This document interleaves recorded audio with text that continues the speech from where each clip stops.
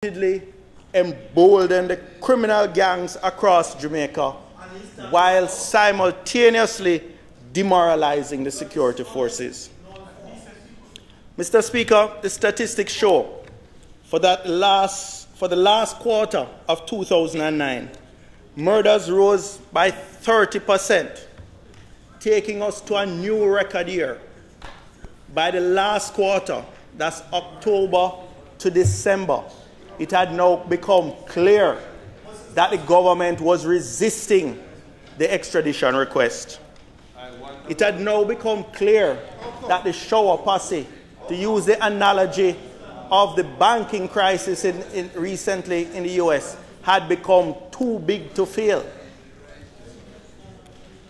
For the first 5 months of this year, Mr. Speaker, again referring to the constabulary force statistics, murders are again up by a further 16% relative to last year, even though last year was a record year.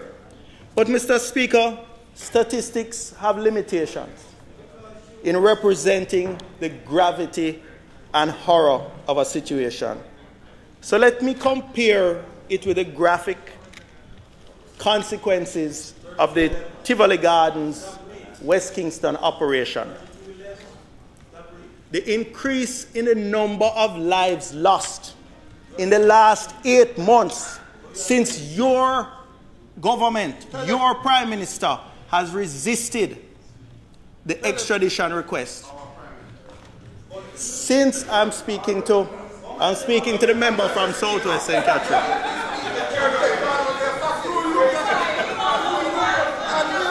Show me.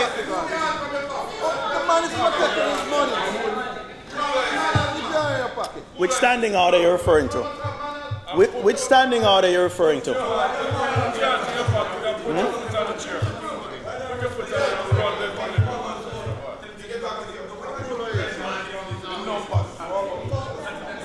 Mr.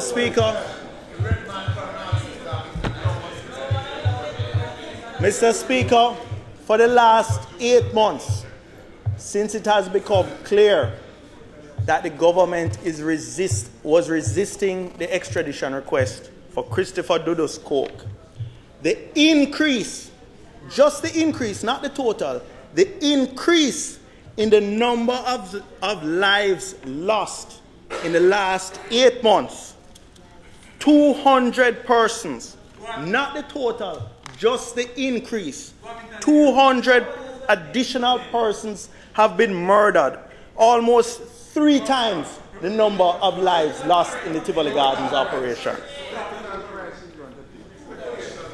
Mr. Speaker, I have previously referred in this honorable House to the debilitating impact the action of the government has had on the morale of the good men and women in our security forces who, as serving professionals, are not able to come out and defend themselves publicly. They have felt like they were in a surreal environment, in a twilight zone, when the enthusiasm of the government was directed at prosecuting the heroic constable, whose life is now at risk. We understand he's in witness protection, attempting to do his duty in the service of his country, while the Prime Minister championed the rights of the fugitive leader of the murderous shower posse.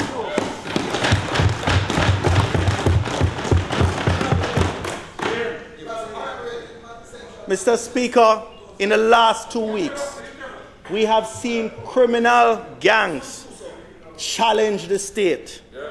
They have carried the fight to the security forces by attacking at least 14 police stations, in some cases burning them completely after personnel were evacuated.